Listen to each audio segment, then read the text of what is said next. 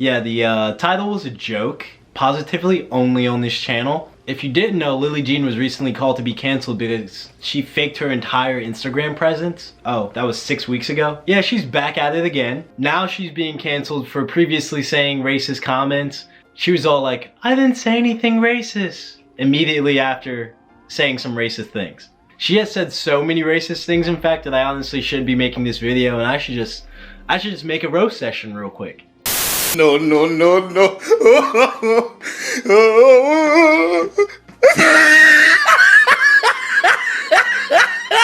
But for now, let's take the moral high ground. You know, like my subscribers. I know you guys love taking that moral high ground. And let's try and communicate the way that we should be communicating with people that make some dumb comments. So I picked a few of her points that she kind of made on her podcast, and I'm gonna show you how to properly counter statements that people make, especially when they're based off of just fake news. And now you have a reason to put communication skills as a line on your resume, because I'm going to demonstrate them for you. Let me actually start by explaining the importance of communication for the advancement of the human species or population, however you want to word it. And let me actually start with a story in the Bible, Tower of Babel, which you may have heard of before. It's a pretty short story, but I'll give you the spark notes really quickly.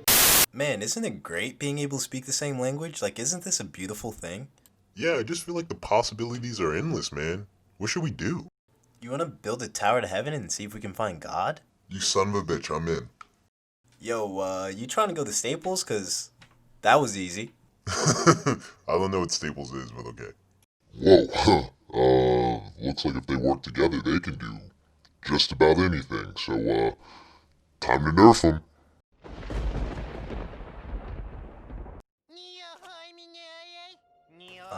Okay. Dude, what are you saying? I could just understand you a second ago. What are you saying now? He decided to scatter them across the globe, confusing their speech and making it hard to communicate with each other. Which, to me, a little mean. He could have said, hey, don't build towers, but instead, we have to wait till 1879 to get a light bulb because we couldn't work together. Random fact, did you know we made it to the moon before we put wheels on suitcases? Humans, man. Anyway, if it actually happened, I have no idea. But the moral of the story is collective consciousness. If we come together, we can solve anything. Which is a concept that is still studied to this day. In fact, Albert Einstein, you might have heard of him. He's done a theory or two out there. In addition to all of his scientific discoveries, he's actually one of the biggest advocates for the idea of the collective conscious. One of his most famous quotes about this concept is, no problem can be solved at the same level of consciousness that created it. But, you know, that's a video for another time. Moral of the story, communication is key, and we need to get back in learning our communication skills and educating others instead of just canceling them. But also, why take the time to idolize someone that's still... Oh my god, something's in my eye.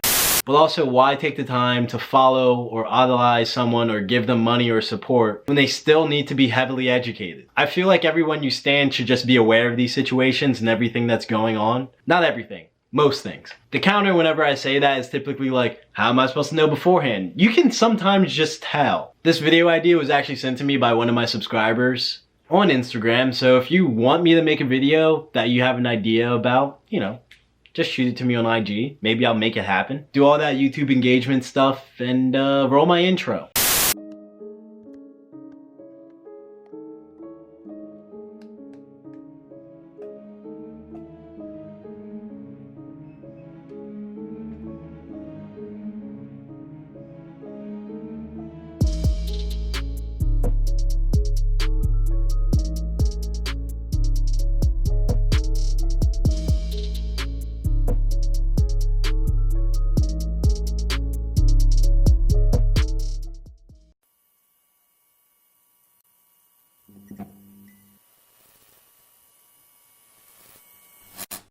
Usually I start my videos with the education of who someone is and their backstory and how they got to where they were. Long story short, she sucks, so I'm going to teach you something else in the meantime. Chapter 2, roll.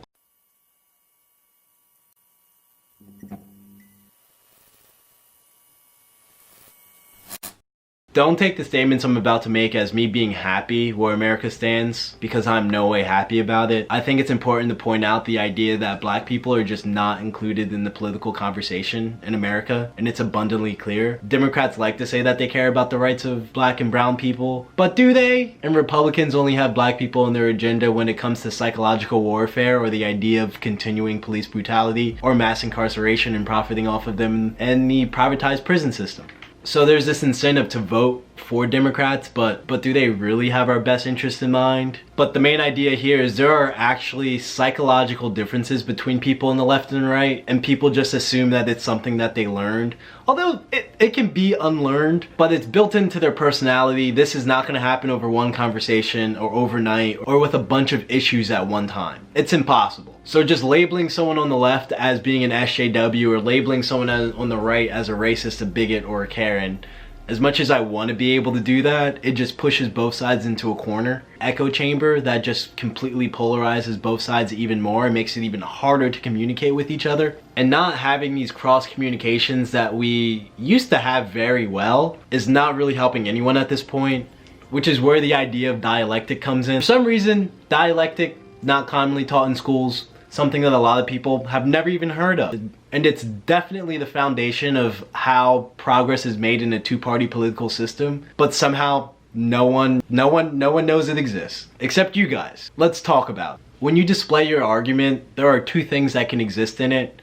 It's either a fact or an opinion. There are only truths and opinions, nothing else. If something's false, it's an opinion, but you can abandon that false opinion to get the truth. When you engage in a conversation with another person, you subconsciously decide whether you want to hold on to your own opinion or go ahead and pursue the truth. In some situations, the opinion you hold is the truth, so you'll end up going back to your viewpoint. But the tricky thing is, no one knows where the truth actually lies at the start of the conversation, because every belief, every viewpoint, every thought you have is true until, you know, one day it isn't true. Just think about how dearly you held on to that belief of Santa Claus, which is the first time that you might have lost a viewpoint or an opinion, and think about how much that hurt. You have to enter every conversation willing to jump away from your opinion in pursuit of the truth, which sounds scary to a lot of people because of the cognitive dissonance that you can potentially open yourself up to. But if you could get rid of every false belief you have and have the ability to be reassured in every belief that you have,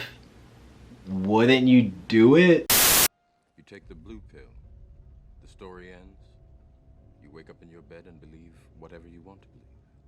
You take the red pill, you stay in Wonderland, and I show you how deep the rabbit hole goes.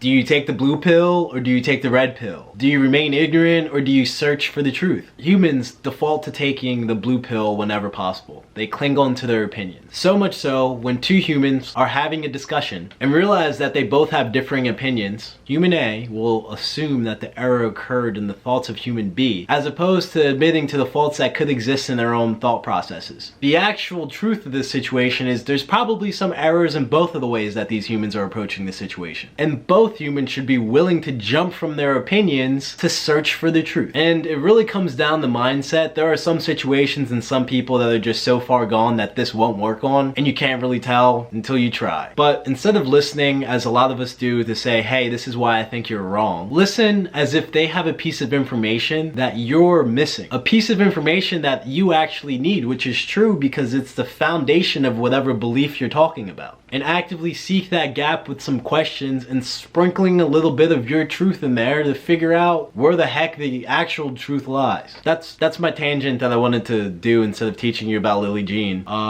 Yeah, so let's talk about Lilee Jean.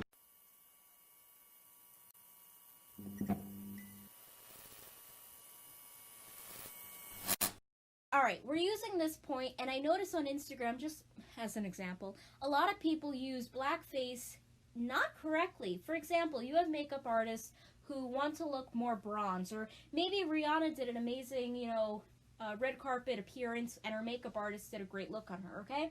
And the makeup artist wants to look like Rihanna, so they use a darker foundation. How is that blackface? That, to me, is saying I love Rihanna. To me, that is, in a way, appreciation. Yes. I think the intent is good. If you Technically, what she's talking about is considered black phishing as opposed to blackface. but I won't nitpick her that much. But it seems like her main argument that allows white people to darken their skin tones to unnatural colors is the idea that intention matters when they're doing it, which is just not the case. You gotta finish the rest of the saying. There's an old proverb, they have it in Tennessee. No, it's in Texas, probably in Tennessee. This is the path to hell is paved with good intentions. That is because, one, no one can see your intentions when you're doing something. They only see the end result. It's not like you're wearing a name tag that says, hey, I have good intentions, leave me alone. Besides that not being able to fit on the name tag, why? And two, a paper written by Charles D. Williams, titled Only the Fools Are Good, wrote a decently long paper that can really just be summarized in 1.1 sentence, is that intentions are useless unless they're backed by wisdom. And if you're actually wise, you wouldn't need the excuse of good intentions in the first place, because you wouldn't have done it. Wise people know not to teeter on that line of, if I need to justify this by saying my intentions were pure, it probably wasn't a good thing to be doing in the first place. Let me define wisdom the way that he was using it in this paper. Wisdom is an intuitive trait that requires a lot of self-reflection and also situational awareness. It requires you to be able to detach from your ego and observe a situation objectively. We'll get to the idea of situational awareness in a second, but let's first tackle her self-awareness aspect. Should you, instead of enhancing the features that already exist on your face, or accepting the tone of skin you actually have, look to idolize someone you could literally never be because your skin tones are so drastically different that will require you to wear bronzer in that amount, like, every day? Genuine question, mostly because I feel like in this situation my opinion means a little bit less because I'm a guy and this is kind of a makeup issue. But in my little humble opinion, I feel like there's other ways to show your appreciation towards an artist, like their merch. Maybe wear some of the styles that they wear without trying to appropriate their skin tone. And this idea of darkening your skin tone is pushing you farther and farther away from discovering and being truly happy with who you are. Radical idea. And there's also potential that you could literally forget who your true self is if you spend all this time trying to be other people. I'm not saying don't wear makeup, but like, you shouldn't wear makeup because you want to look like someone else. Is that a fair statement to make? I also think this brings up an interesting question, that why would you take someone else's skin tone but then turn around and not fight for the equality for that skin tone, or then perpetuate messages that says that people with that skin tone are less than me because I have a different skin tone that I'm then trying to take from them? Doesn't make sense to me. Donald Trump, why are you tan? Accept your paleness, if that's the case. If you're gonna be white supremacist, do it to the max. Accept your white skin tone. I don't get why they all want to tan. Tangent for another video, I guess. For example, back in the 20s and 30s, it was appropriate for white people to paint their faces black that were in entertainment because there weren't a lot of black actors. In fact, there were barely any. Now let's look at some situational awareness, which clearly from that clip was severely lacking. It's just surprising to me that she wasn't able to draw the conclusion as to why you think there were less black people on mainstream media, despite plenty of black people all throughout history having the talent to do acting roles and being able to be actors. Just look at all the other art that black people were responsible for. Country music, rock music, jazz, blues, R&B, hip hop, house music, the list goes on. You think that of all the things that they did creatively, they didn't know how to act? It's because there was something deeper going on in the background. They didn't want to give roles to black people at the time because they were actually blatantly racist back then. It's not none of this subtle crap that we have going on right now. Blackface was originally used to control the portrayal of black people in mainstream media. If I hire a black person to be an actor for a role and tell them to do a bunch of things that are extremely racist, what's the odds that they actually agree to that? Being in control of the portrayal of black people in mainstream media allowed them to perpetuate a lot of racial ideas that they then used to push racist policies. And if you don't believe that that's something that people are actually capable of, or that the government would never conspire that deeply against people, let me give you an example. I think the perfect way to see this in action is to go back in time to one of the most popular black faces. I don't mean that as in like a black, like white people to put on blackface and the result of what the freak happened. So let's explore one of the most infamous blackface characters Jim Crow. In the 1830s, Jim Crow first arose in a bunch of shows across the nation in which they made him dance like he was a buffoon or a monkey, literally like a buffoon or a monkey. I'm not saying that he just dance crazily. They made him speak an extremely exaggerated dialect that was carried amongst the black community and a lot of the people who were slaves or recently freed slaves. And the character was really just designed to be laughed at and to be seen as being less than all the white people that were on stage. Very much screamed this idea of, I'm stupid, look at me. Wheel about and turn about and do just so. Every time I wheel about I jump Jim Crow. And to be frank, this was probably the only portrayal of a black person that a lot of people saw in mainstream media and a lot of the shows that were going on of this time period in American theater.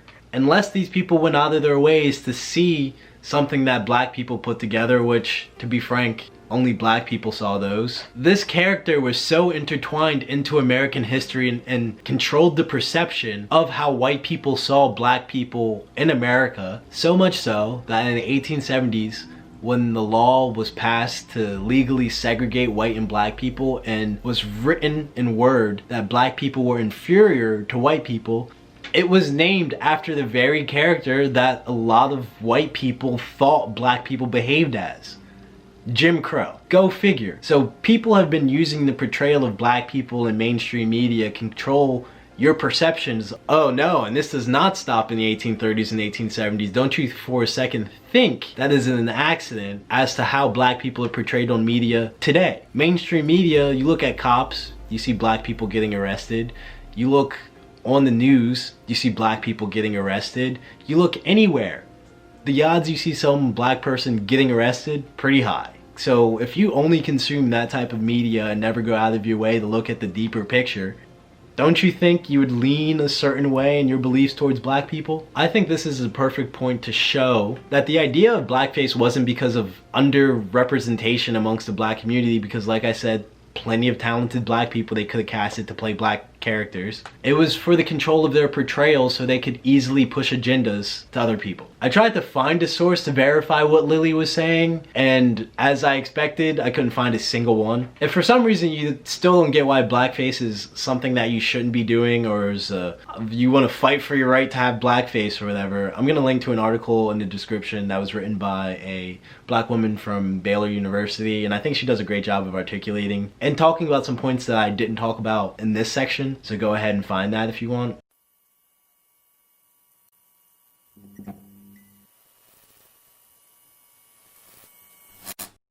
Okay, that is very true. The true North American people are the Native Americans, the Indians. Okay, that's number one. Before that, the Vikings, though. Those are the true. Okay, If you want to go there, but the too. bottom line. Really, Lillee?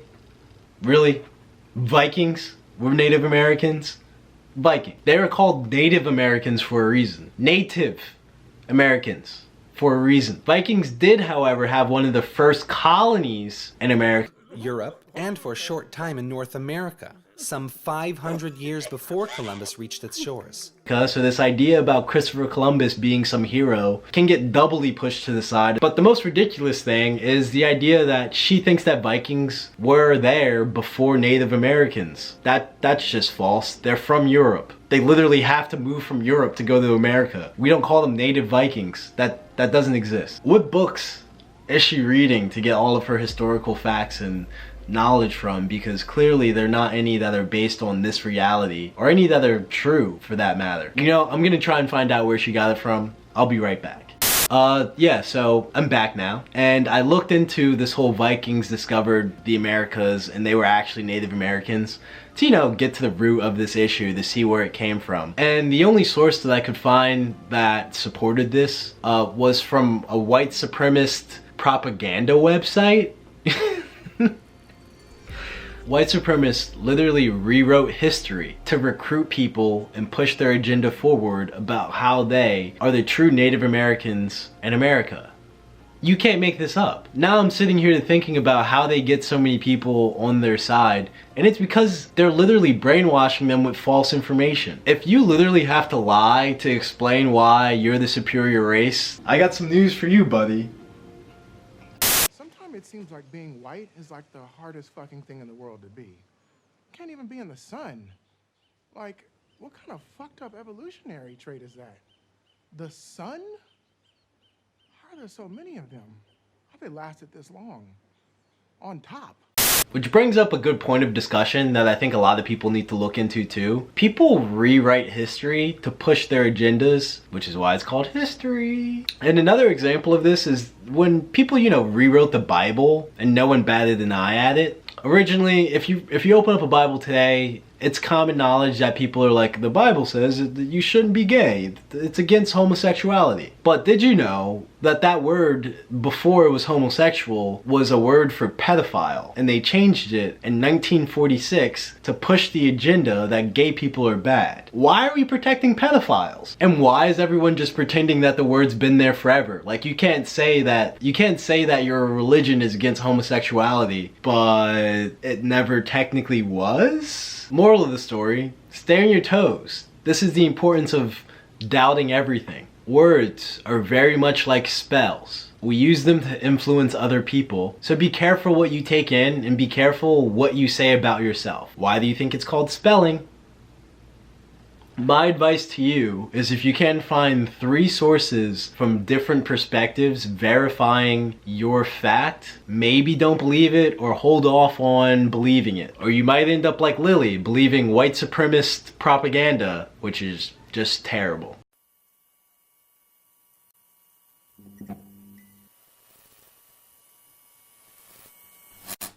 Now Lillee says a lot here, and instead of breaking it up into parts like I've been doing for most of these, I'm just gonna let her say it all, and then I'll say my part at the end. So I'll see you on the other side of Lillee being stupid.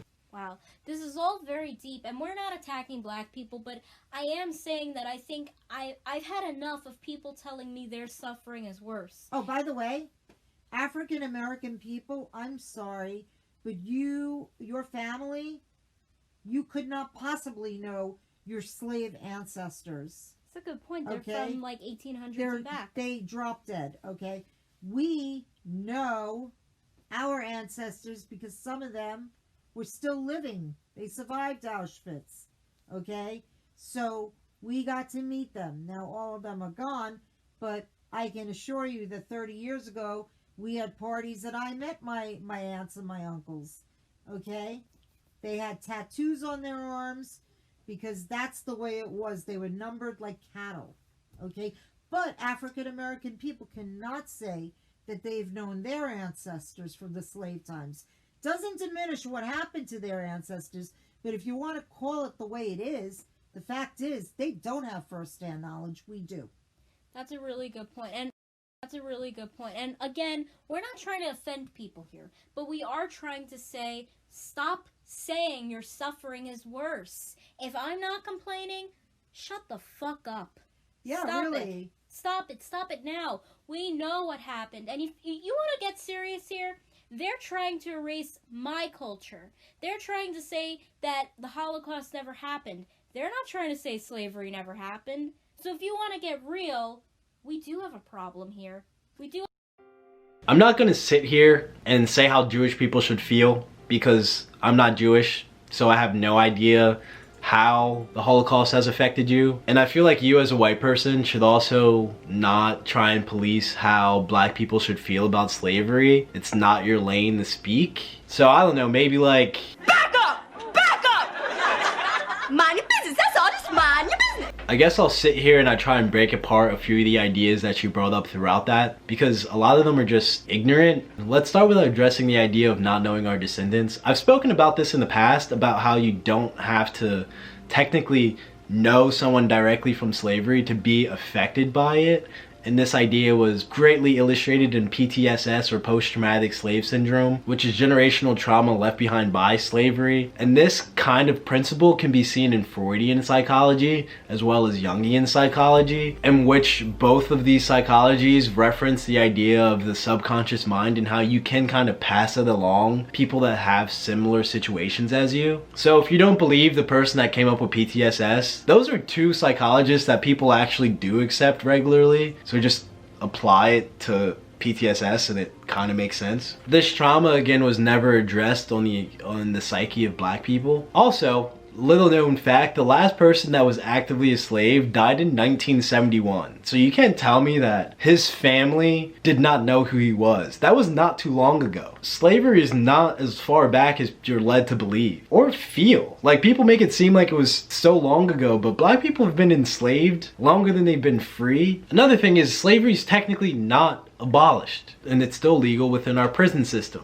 which blacks disproportionately occupy and have higher rates of sentencing, so much so that the idea of this mass incarceration is looked at as the new Jim Crow. I again suggest the Netflix documentary The 13th. They do a great job of saying all of this, and ironically it's called The 13th because of how they talk about mass incarceration and how it's still just a legal form of slavery and discrimination. And if you're into books, I highly recommend The New Jim Crow and Mass Incarceration in the Age of Colorblindness. Great read, and it really touches on this whole idea of black people not being free because they still have to worry about the whole justice system being against them. Now again, I want to emphasize the fact that I'm not telling Jewish people how they should feel about what they experienced in the past, because it's not my place. Be hurt by it. 100% do you. Everyone heals differently. But I want to say the main difference between Germany and the United States is the idea that Germany was actually sorry and showed that they were sorry about it. And then when you look at the US, no, they didn't do anything. So let's briefly go into everything that Germany did as an apology to the H word. They paid 3 billion German marks to Israel, accounting for 85% of their GDP, and 450 million to the World Jewish Congress, which may have hurt Palestine, but we're not going to get into that discussion. Then assured the Jewish population that this would never happen again. They banned hate symbols, they banned rallying behind hate symbols, and this made sure that they couldn't have any hate groups rise to power to the same capacity that Nazis did in Germany. But that's not all they did. In 2007, they paid $4.9 billion to 1.66 million people worldwide that were affected by the Holocaust. My bad, the H word. YouTube, don't get me. And another thing that you have to recognize is that Germany did a great job at educating their citizens. They made sure that they knew their role in World War II and how the Nazis actually came to power, the true travesty that took place during the H word, and they made sure that every citizen actually fully understood the evils of what occurred during this time period. And they are trying so hard to assure the world that this would never happen again. This was like a one-time thing for them. They're never going to do anything that's similar to this ever again. They want you to accept their apology. Again, look at the United States. They don't even know how to educate people properly on the enslavement of black people. They don't think it was even that big of a deal. They still show people that were happy during slave times. And again, you look at the US, no 40 acres and a mule. That was one promise that they never lived up to. Symbols of hate are flown around regularly. That's something that's never been addressed. Hate groups are allowed, and anything that is not a hate group apparently is a tourist organization. I said tourist. I meant terrorist. And they've never formally apologized. So this idea of black people being on their toes, also because they have to be scared that this can happen again. There has been no formal apology for any of the injustices that were actually recorded. But you know who did get an apology? The people that were enslaving other people. They got $300 per enslaved person. So excuse me when black people say that they're still angry about slavery. It's because it's not over. And if for some reason you can't see that, it's like slapping your sister across the face, never apologizing or addressing that it happened, and just expecting her to be okay with it. Will you be cordial because you guys live together and it'll be hell if you're not at least cordial? Yes. Will there be some resentment because of the idea that they never apologize and you could always fear being slapped again? Yes. There will be resentment and there will be fear that you'll get slapped again. But if you apologize and tell them, hey, this will never happen again, at least you can take time and start to make the steps to repair the relationship between both of you. You know, like Germany did. Sometimes I'm honestly confused how me at 23 can see how this is a big issue that literally needs to be addressed. But a lot of the politicians that probably are like 3 times my age have no idea how to address any of these issues. Maybe it's ignored on purpose. Maybe they want you to be okay with what's going on. I don't know. And one thing that you might be like, well, that's a stretch. It can't be on purpose.